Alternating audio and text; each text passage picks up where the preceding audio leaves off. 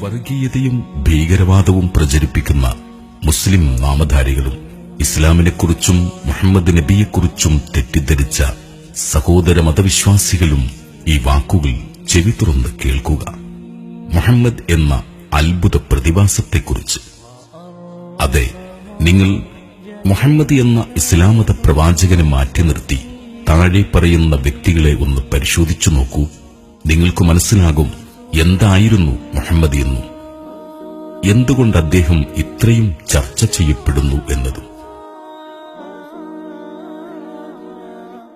മുഹമ്മദ് എന്ന അനാഥ ബാലൻ, മുഹമ്മദ് എന്ന ആട്ടിടയൻ, മുഹമ്മദ് എന്ന യുവാവ്, മുഹമ്മദ് എന്ന വ്യാപാരി, മുഹമ്മദ് എന്ന ഭർത്താവ്, മുഹമ്മദ് എന്ന സത്യസന്ധൻ, മുഹമ്മദ് എന്ന തത്വചിന്തകൻ, മുഹമ്മദ് എന്ന സാമൂഹ്യ പരിഷ്കർത്താവ്, മുഹമ്മദ് എന്ന അനാഥ സംരക്ഷകൻ, മുഹമ്മദ് എന്ന അഗതികളുടെ സംരക്ഷകൻ, മുഹമ്മദ് എന്ന മനുഷ്യാവകാശ പ്രവർത്തകൻ, മുഹമ്മദ് എന്ന അടിമമോചകൻ, മുഹമ്മദ് എന്ന അഭയാർത്ഥി, മുഹമ്മദ് എന്ന കുടുംബനാഥൻ, മുഹമ്മദ് എന്ന പിതാമഹൻ, മുഹമ്മദ് എന്ന പടയാളി, മുഹമ്മദ് എന്ന നയതന്ത്രജ്ഞൻ, മുഹമ്മദ് എന്ന ലഹരി വിമോചകൻ, മുഹമ്മദ് എന്ന ന്യായാധിപൻ, മുഹമ്മദ് എന്ന നിയമജ്ഞൻ, മുഹമ്മദ് എന്ന സർവ്വസൈന്യാധിപൻ, മുഹമ്മദ് എന്ന ഭരണകർത്താവ്, എല്ലാറ്റിലുമുപരി മുഹമ്മദ് എന്ന മനുഷ്യൻ. ഗ്രീക്ക് റോമൻ ഇതിഹാസങ്ങളിലെ കഥയല്ല മുഹമ്മദിന്റെ ജീവിതം. AD 571 ജനിച്ച് 632 മരിച്ച ആധുനിക കാലത്തെ മനുഷ്യൻ.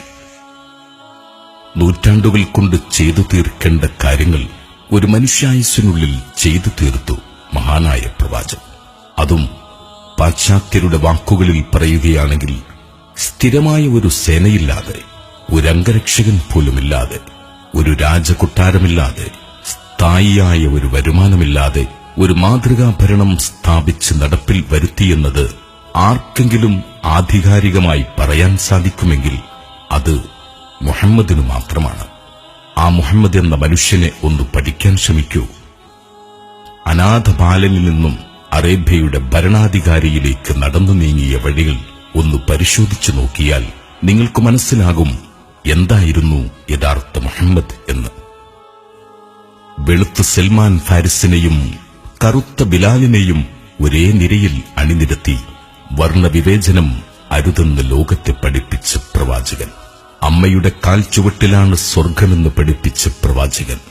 അയൽവാസി പട്ടിണി കിടന്നാൽ വയറു നിറയ്ക്കരുതെന്ന് കൽപ്പിച്ച് അതിൽ ജാതി നോക്കരുതെന്ന് പഠിപ്പിച്ച പ്രവാചകൻ.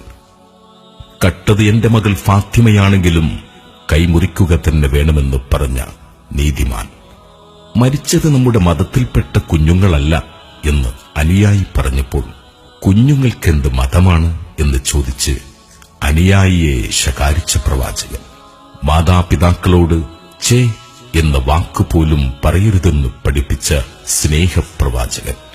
മരണം മുന്നിൽ കണ്ടപ്പോഴും എന്റെ ജനത എന്നോർത്ത് കരഞ്ഞ പകരമില്ലാത്ത നേതാവ്. ഭർത്താവിനെ ശപിക്കരുതേ, ഭാര്യയെ നോട്ടം കൊണ്ടുപോലും വിഷമിപ്പിക്കരുതേ എന്ന് പഠിപ്പിച്ച കുടുംബനാഥൻ. പിതാവിന്റെ വിയർപ്പ് കുടുംബത്തിന്റെ നിലനിൽപ്പെന്ന് ഓർമ്മിപ്പിച്ച പ്രവാചകൻ. ശവമഞ്ചം വഹിച്ച് ജനം നടന്നു നീങ്ങുന്നത് കണ്ടപ്പോൾ എഴുന്നേറ്റ് നിന്ന പ്രവാചകരോട് അത് മുസ്ലിമിന്റേതല്ല എന്ന് അനുയായി പറഞ്ഞപ്പോൾ അത് മനുഷ്യന്റേതാണെന്ന് പറഞ്ഞുകൊടുത്ത് ബഹുമാനിച്ച പ്രവാചകൻ. ഭർത്താവ് മൊഴിചൊല്ലുന്നത് പോലെ അവനിൽ നിന്ന് നിനക്ക് തൃപ്തികരമായ ജീവിതം ലഭിച്ചില്ലെങ്കിൽ തിരിച്ച് നിനക്കും ഭർത്താവിനെ മൊഴിച്ചൊല്ലാമെന്ന് പഠിപ്പിച്ച് ആണിനും പെണ്ണിനും തുല്യനീതി ഉറപ്പാക്കിയ നീതിമാൻ.